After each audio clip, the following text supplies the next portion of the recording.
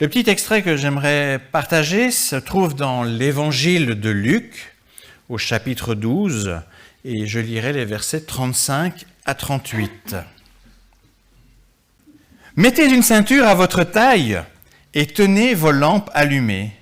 Soyez comme des hommes qui attendent que leur maître revienne des noces, afin de lui ouvrir dès qu'il arrivera et frappera.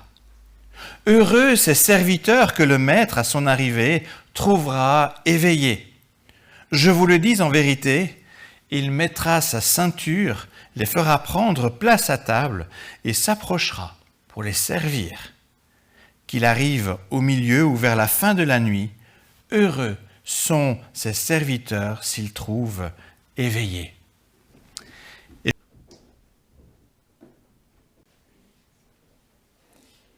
Je me permettrai tout d'abord de saluer tout qui je n'ai pu saluer ce matin. On aura l'occasion de parler par après.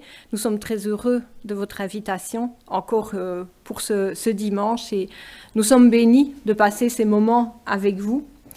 Et j'avais à cœur de partager avec vous, moi j'aime beaucoup la langue française, j'aime beaucoup de jouer avec la langue française. Elle possède beaucoup de richesses.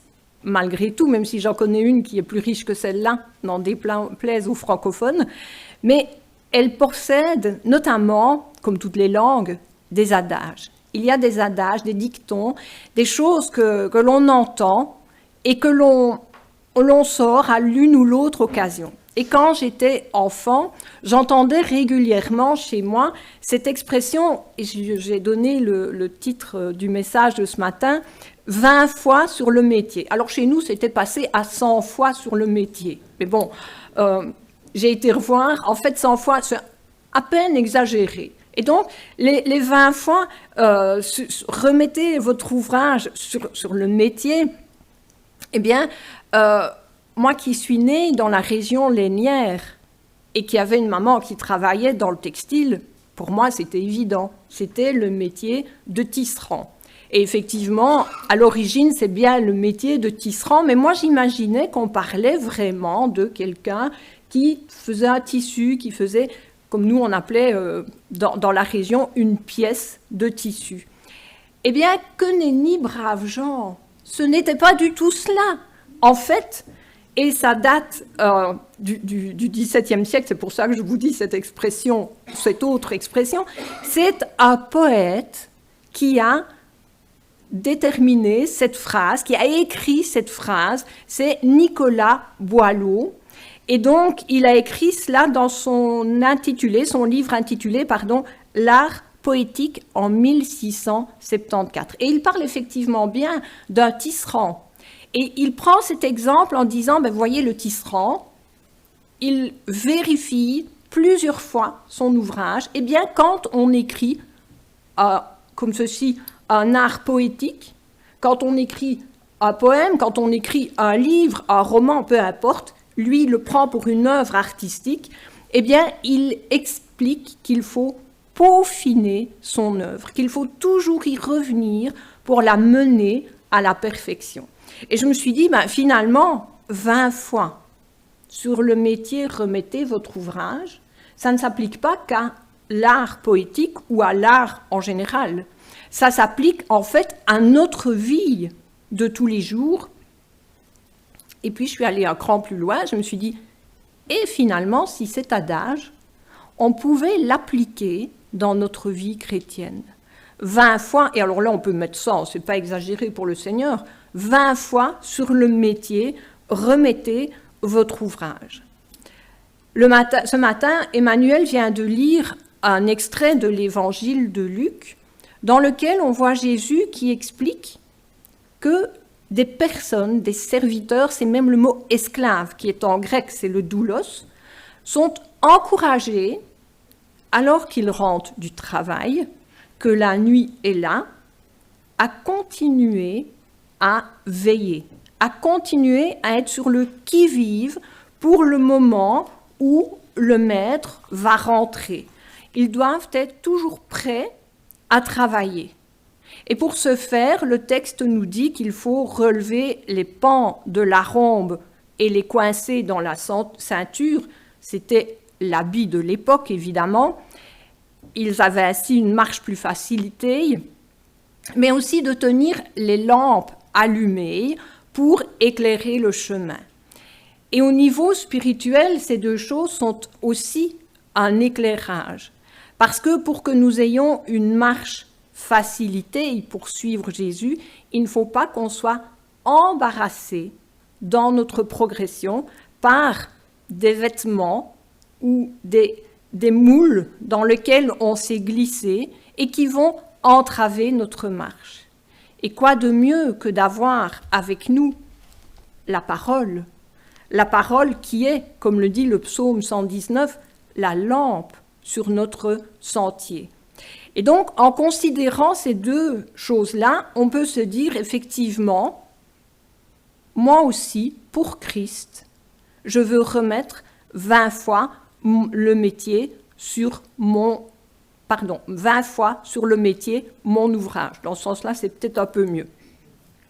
Et Jésus insiste parce qu'il montre que nous sommes dans la nuit et il dit « prends garde à la nuit ».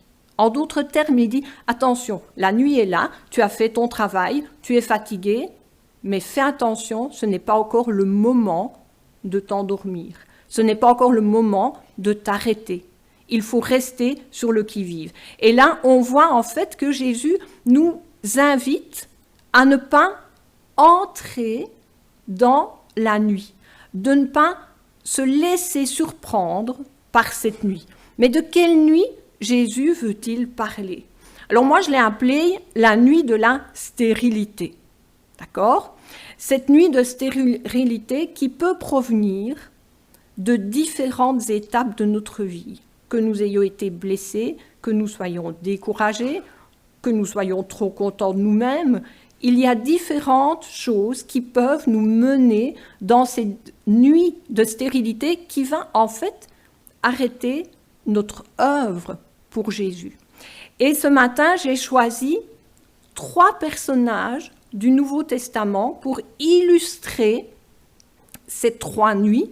Il y en a d'autres, mais j'ai promis de faire court, donc je ne pouvais pas en prendre plus. Et avec les 3 personnages, on ne va pas relire le texte ce matin, je vais vous l'expliquer, on va le, entre guillemets, le décortiquer ensemble. Bien sûr, je vous inviterai à les relire à la maison, parce que ça, c'est important d'aller vérifier. Et la première nuit de stérilité que je voudrais voir avec vous, c'est la nuit de stérilité quand je refuse d'abandonner. Alors, le refus d'abandon n'est jamais une bonne chose, mais abandonner quoi dans ce cas-là?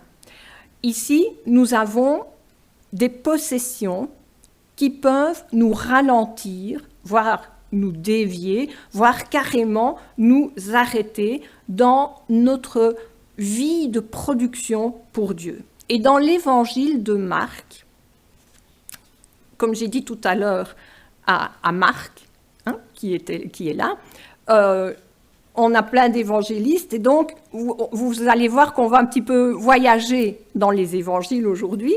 Et donc dans cet évangile de Marc, nous avons l'histoire, Marc nous raconte l'histoire d'un jeune homme, d'accord ?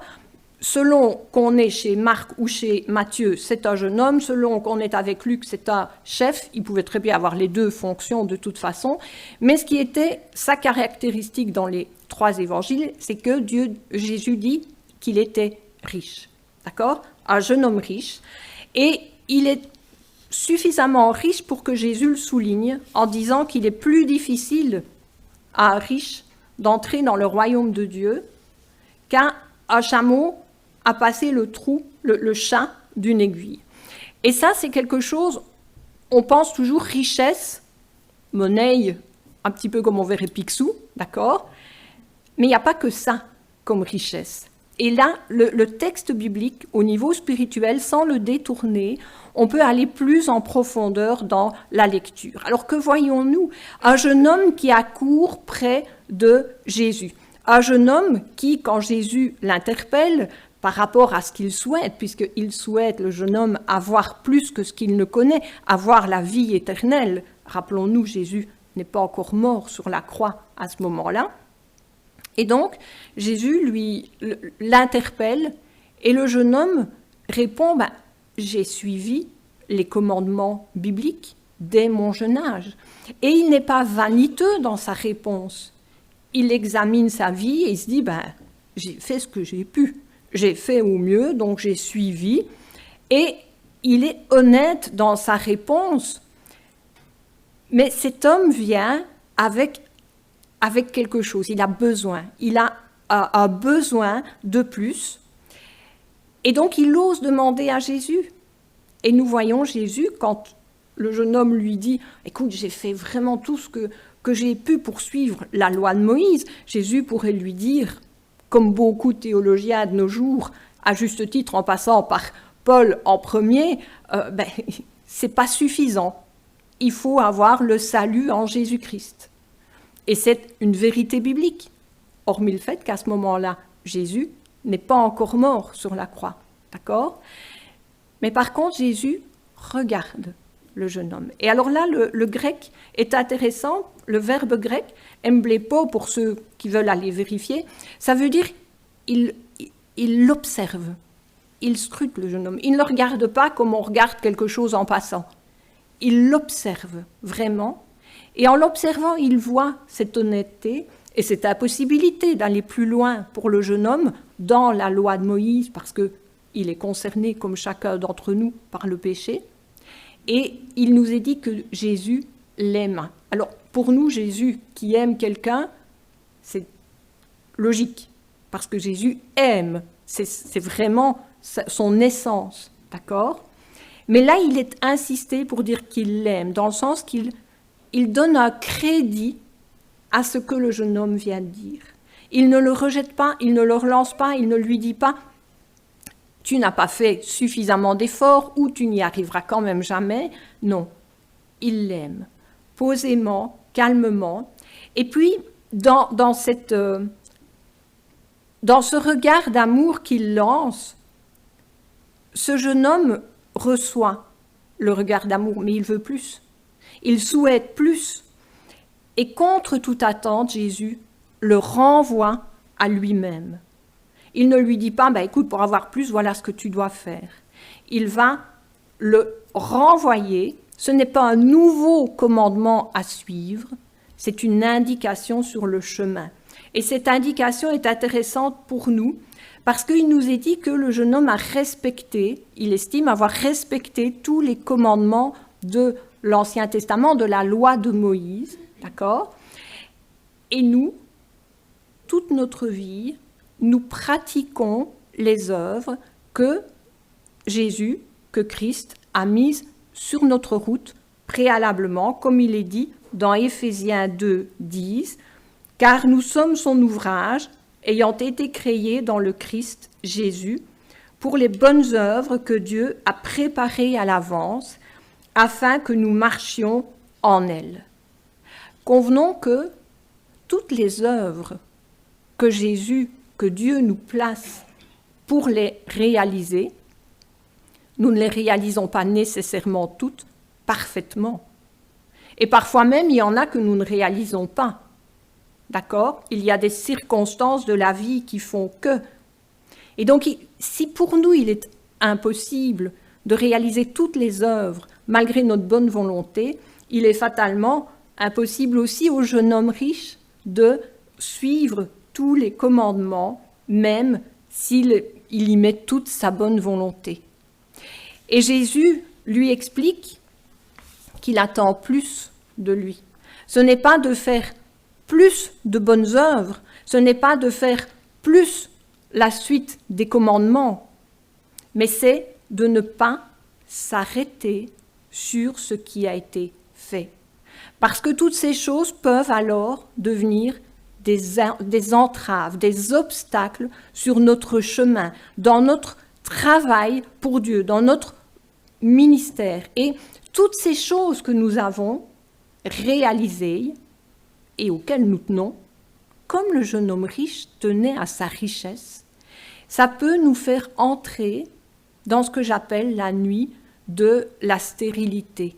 Parce que ces œuvres que nous avons faites, que nous avons réalisées, quelles qu'elles soient, nous y avons mis notre cœur. Nous avons voulu qu'elle soit parfaite selon notre possibilité pour Dieu. Et Dieu nous demande de les abandonner. C'est quelque chose qui est fait, c'est quelque chose qui a été fait pour Dieu, c'est quelque chose qui appartient à Dieu. Et nous les contemplons comme des trophées.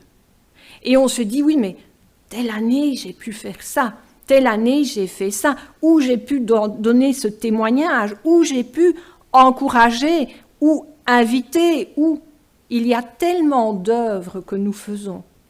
Il y a tellement de ministères que nous pratiquons. Il ne faut pas que ce soit des trophées que l'on a sur une étagère, mais que ce soit bel et bien quelque chose que l'on donne à Dieu. Parce que si on ne les donne pas à Dieu, même en étant dévoué, ça va devenir des obstacles sur notre chemin. On ne va pas se remettre en question. On ne va pas oser faire autre chose, oser aller plus loin. Et donc, même si, quand on considère toutes nos œuvres, quand on regarde nos trophées, on se dit, maintenant, je peux m'asseoir. J'ai fait tout ça, je suis contente de moi. Jésus nous dit, halte là, tu es peut-être fatigué par ta journée, mais tu dois encore rester éveillé. La nuit vient, d'accord, mais même si tu as de la fatigue, d'une part, tu abandonnes tes possessions et d'autre part, tu continues dans le chemin que Dieu a donné. Parce que c'est un peu comme si Jésus nous disait 20 fois sur le métier, remettez votre ouvrage. Et donc, quels que soient les trophées que tu as, abandonne-les à Dieu et relève les pans de ta jupe et reprends la parole, la lumière et reprends le chemin. La nuit est là, ok. La fatigue est là, ok. Mais il y a encore du travail pour Jésus, pour Dieu. Et Dieu te regarde, Dieu t'aime et il souhaite, comme il a souhaité pour ce jeune homme riche, que tu puisses abandonner toutes tes possessions pour ne plus être entravé. Et vraiment, il te dit ce matin, abandonne tes possessions, abandonne ce à quoi tu tiens vraiment et remets une nouvelle fois ton ouvrage sur le métier. Recommence, peut-être ailleurs, mais recommence. Une deuxième nuit que je voudrais voir avec vous, c'est une nuit qui survient quand on est découragé, quand on est blessé, quand on est dans l'incompréhension.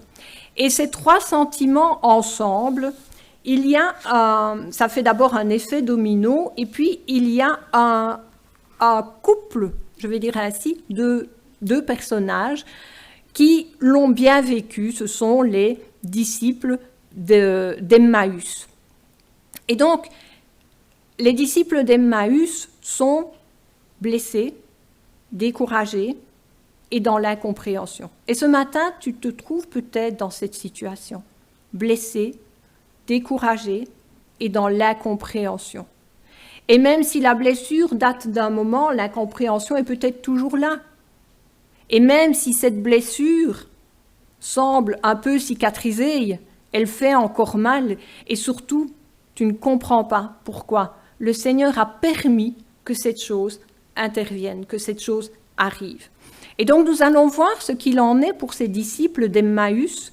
Là, nous sommes dans l'évangile de Luc, le chapitre 24, les versets 13 à 35, et on n'a plus vraiment besoin de les présenter, ces personnages. Nous sommes au moment où les disciples sont en chemin pour Emmaüs, leur village d'origine. Ils quittent Jérusalem juste après la mort de Jésus. Ce sont des disciples, d'accord, qui avaient beaucoup d'espérance dans Jésus et qui ont vu son arrestation, sa mort, avec la crucifixion, ils sont déboussolés. Ils ne comprennent pas. Ils ne comprennent pas pourquoi Dieu a laissé faire ça. Ils ne comprennent pas pourquoi c'est arrivé. Et donc, ces disciples, ils retournent vers Emmaüs. Ils partent. Le texte que nous avons dans nos Bibles en français dit « ils allaient leur chemin ». Mais le verbe grec a une notion plus fine encore. Ça veut dire qu'ils retournent en quelque sorte à leur ancienne vie. Ils abandonnent, ils retournent sur leur chemin initial. Ils abandonnent ce qu'ils avaient fait, leurs espérances, et plein de découragement, blessés, et dans l'incompréhension, ils se disent « à quoi bon autant rentrer chez nous ?» Et ils ont déjà parcouru 11 kilomètres quand le texte biblique nous en parle. Et pendant ces 11 kilomètres, ils papotent ensemble et ils partagent cette incompréhension, cette tristesse, parce qu'ils voyaient en Jésus un libérateur, le libérateur du joug romain. Ils pensaient qu'Israël allait être restauré et ils sont donc blessés, découragés et dans l'incompréhension la plus totale. Blessés parce que ce sont des compatriotes juifs qui ont mis à mort Jésus. Blessés parce qu'ils n'ont rien pu faire non plus. Dans l'incompréhension, parce que Dieu n'est pas intervenu. Alors pour eux, à quoi bon persister? À quoi bon rester à Jérusalem? Autant revenir à leur ancienne vie. Ce matin, il est possible que la blessure qui t'a été affligée, même sans le vouloir, même sans que la personne qui l'a fait ne se soit rendue compte de ce qu'elle faisait, c'est très souvent comme ça que ça se passe. Elle te provoque toujours de la douleur, elle te provoque peut-être du découragement, peut-être aussi de l'incompréhension. J'espère que tu n'es pas au point des disciples d'Emmaüs de dire « après tout, autant retourner à ma vie d'antan ». Mais les disciples ont déjà parcouru un certain chemin dans la nuit. Et je ne sais pas à quel point tu as parcouru un chemin dans cette nuit d'infertilité due à cette incompréhension, à cette blessure. Mais alors que les disciples s'enfoncent dans cette nuit, dans ce chemin qui les éloigne de Jésus, le texte biblique nous dit « tout à coup ».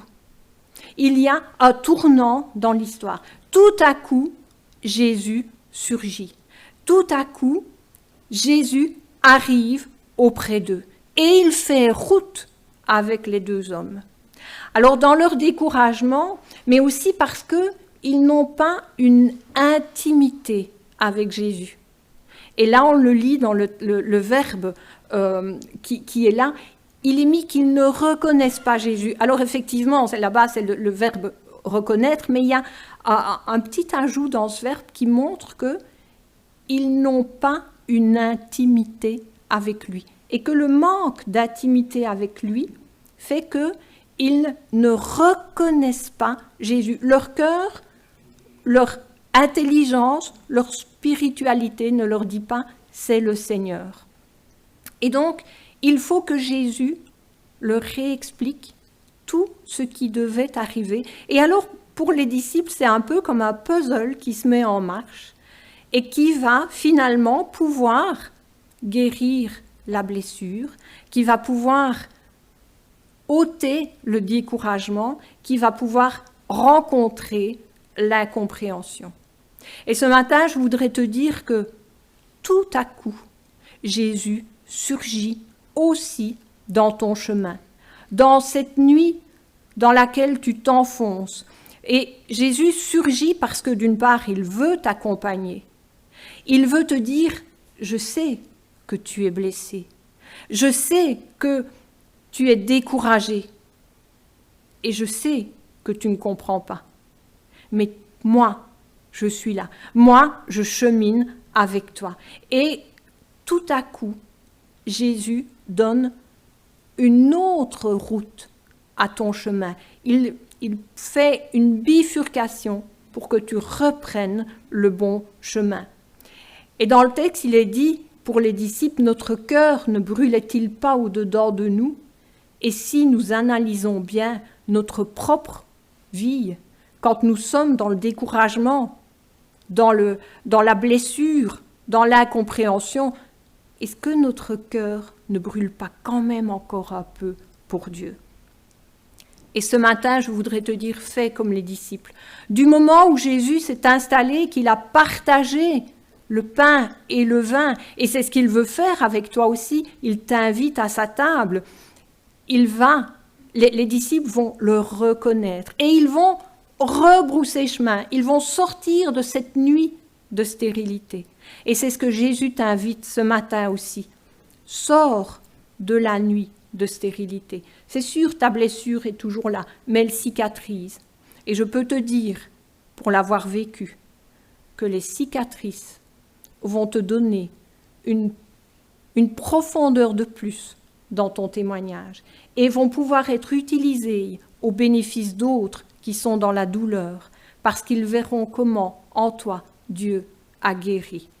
Rappelle-toi, 20 fois sur le métier, remettez votre ouvrage. Et le dernier personnage que je voudrais voir avec vous, la dernière nuit de stérilité, c'est celle quand j'ai péché. Alors, il est inutile de vous présenter l'apôtre Pierre, doté d'un caractère sanguin, impulsif, lui qui veut aller jusqu'au bout avec Jésus, qui se veut tout entier pour Christ, et qui, au moment de l'arrestation de Jésus, va le renier, va dire « je ne le connais pas ». Lui qui, quelque temps après, 2-3 jours après, quand Marie de Magdala vient dire « Jésus est ressuscité », il va se mettre en route avec Jean, et en route rapidement. Le texte nous dit qu'il court. Jean est plus rapide pour courir, mais Pierre ne s'arrête pas, il entre dans le tombeau, il constate. D'accord ? Et il est émerveillé, nous dit le texte biblique, vous pouvez lire ça dans Luc 24, 12. Mais il est tellement émerveillé, ce Pierre, qu'il retourne quand même chez lui. Et de Jérusalem, il remonte sur Capernaum. Il est émerveillé, mais il retourne chez lui. Parce que Pierre ne se sent plus légitime par rapport à Christ. Il a renié le Maître. Alors même s'il est dans la joie de la résurrection, il retourne dans son village. Et il va même plus loin. Il est avec quelques autres disciples, Thomas, Nathanaël, des fils de Zébédée, on ne nous dit pas le nombre, mais normalement c'est 2, et 2 autres disciples, et ils retournent pêcher leur ancien métier. Et pourtant, Pierre est émerveillé. Pierre retourne en arrière à cause de son péché, et il sombre dans une nuit de stérilité. Alors peut-être t'es-tu arrêté sur ton chemin de foi, dans le travail que tu as pour Dieu, parce que tu as failli, comme un peu chacun d'entre nous. Et peut-être tu ne te sens plus légitime vis-à-vis de Dieu. Pierre ne se sentait plus légitime. Il a renié son Seigneur, et pas une fois, mais 3 fois. Pourtant, Jésus n'en a pas fini avec Pierre. Et ce matin, je peux te dire que Jésus n'en a pas fini non plus avec toi. Jésus intervient dans la vie de Pierre. D'abord parce que quand ils rentrent de cette nuit de pêche, ils sont bredouilles. Et Jésus leur dit, enfants, il les appelle ainsi, jetez les filets à tel endroit et ils vont avoir une pêche énorme. Et pendant qu'ils ramènent les poissons, Jésus prépare un barbecue sur la plage. Puis un peu plus loin dans l'évangile, nous voyons que après avoir dîné tous ensemble, Jésus s'adresse à Pierre. Et Jésus s'adresse à Pierre par 3 fois en lui demandant « M'aimes-tu » Et Pierre lui dit « Mais oui, je t'aime. Même si j'ai failli, même si j'ai commis un péché, je t'aime. Et Jésus va entendre cette déclaration, surtout va lire dans le cœur de Pierre. Et là, vraiment, on voit Pierre qui, au moment où il renie Jésus, est près d'un feu. Et Jésus le ramène près d'un autre feu pour le réhabiliter publiquement. Alors là où tu as failli, Jésus vient te rencontrer. Parce que là où tu as failli, Jésus veut te réhabiliter. Il te propose, à travers un repas, au travers de la Bible, de la lecture de la Bible qui est notre nourriture, de te restaurer, de te renforcer. Et il pardonne, comme il a pardonné à Pierre.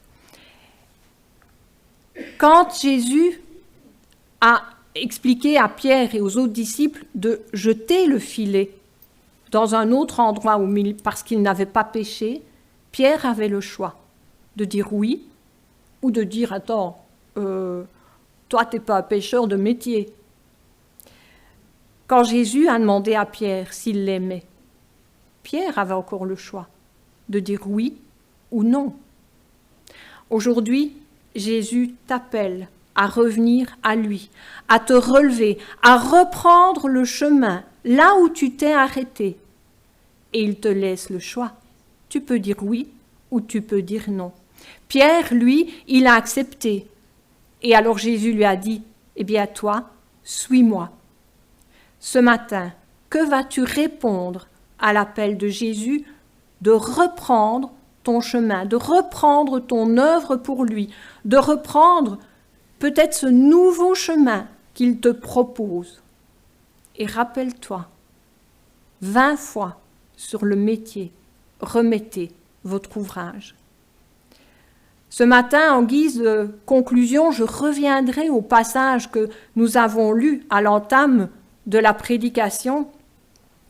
Jésus encourage ses esclaves à se tenir prêts à tout travail, à demeurer fermes face à la fatigue, face au découragement, face à l'attente, face à tout ce qui peut nous faire entrer dans une nuit qui ne portera pas de fruits.